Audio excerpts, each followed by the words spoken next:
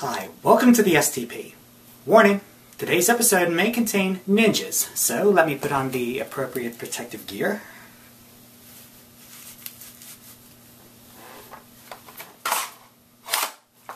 Done.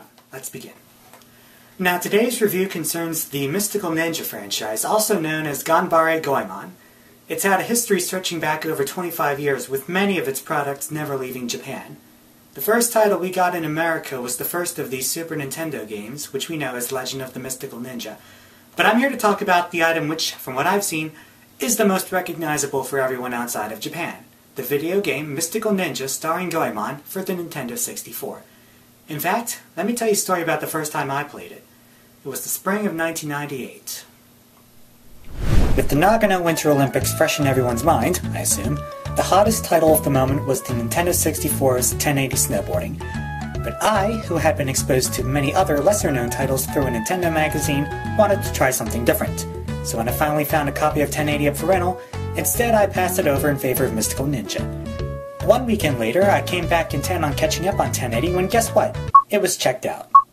Yeah, I got to it eventually, but the moral of the story is to anticipate the market. What if you rent a 1080 and the other game wasn't in stock the next time? And then allow me to rephrase my Aesop. Any way you slice it, life is unpredictable. But enough of my anecdotes, let's get to the review.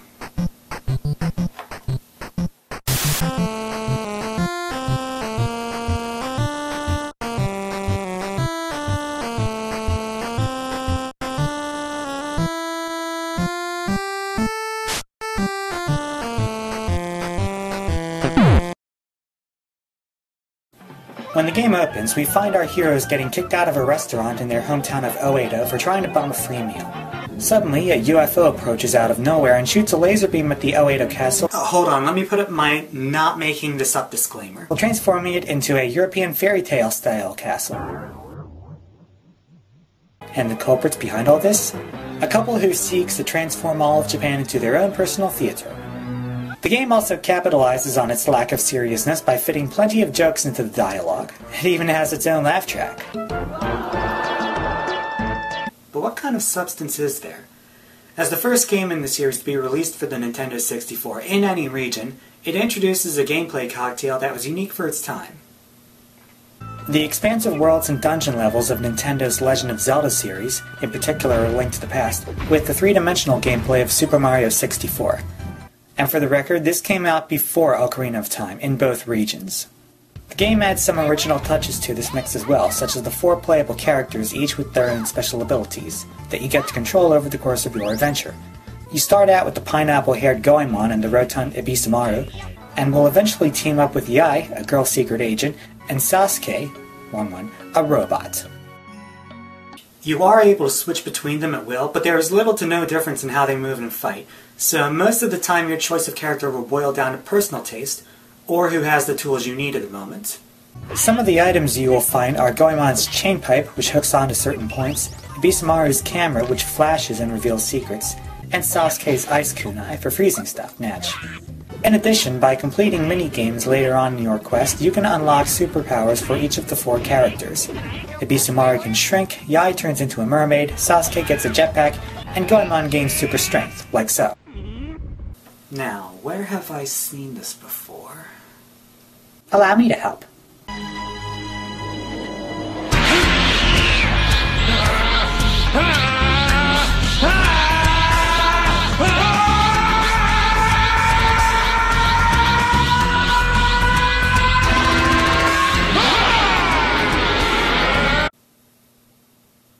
Supersonic, that's it. While the ordinary boss fights are nothing special, every so often you get to fight giant bosses in the cockpit of Goemon Impact, the team's humongous mecha. These battles play like a next-generation Punch-Out. That is, if Little Mac had a machine gun up his nose, a chain pipe in his right arm, and could fire laser blasts from his mouth. Yeah, you'll want to keep the code for that handy. The Impact fights are few and far between, but totally worth it. While Mystical Ninja borrows the gameplay of 3D platformers such as Super Mario 64, it is unable to shine as brightly. One of the fatal flaws this game suffers is that there is no camera control. You can't rotate or zoom the camera. The only thing you can do in this regard is to stand still for a few seconds and recenter the camera behind you. The R button isn't even used in regular gameplay. It could very well have handled this function manually. And although the world is split up into segments as opposed to being one huge world, it still takes a while to get across them, giving your characters slowish walking speeds. Fortunately, you can unlock a dragon to get you to key places with only an unskippable cutscene to wait through. As a whole, the game still works, but manual camera control could have been a help here and there. There is a fair bit of visual detail to be found, however. The textures are rendered surprisingly well by the Nintendo 64 standards, except for grass and road patterns, which look like green and yellow barf respectively. Other than that, the graphics are on the ordinary side, with a bit of slowdown in a few areas. But even if Mystical Ninja doesn't quite impress on a technical level, there's no denying that they helped to create an amazing, memorable world. The areas are clearly based on ancient Japan, but with the whimsical fantasy twist. Each of the 5 different castles that you explore has a creative theme to it. For example, the Gourmet Submarine Castle is set in a modern-era submarine filled with oversized Japanese foodstuffs. The music is also excellent, mixing Japanese instruments into modern beats. Music in the castle levels also gets remixed, growing in intensity as you progress further into the level. And just have your TV's mute button handy for the songs with vocals, which are painfully campy. On the other hand, one of the last songs used in the game is suspiciously similar to Electric Eye by Judas Priest. And anything that can channel Judas Priest is awesome in my book.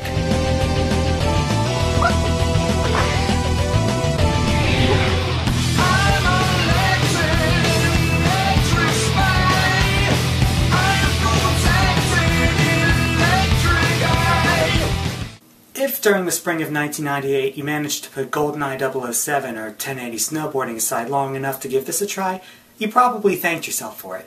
Those of you who ventured off the beaten path and tried this game were rewarded with a memorable trick through a whimsical, whacked-out take on ancient Japan. Although time has not been so kind to this game, new gamers should still check it out, if only for its sense of humor. Mystical Ninja starring Goemon scores 80%, a B.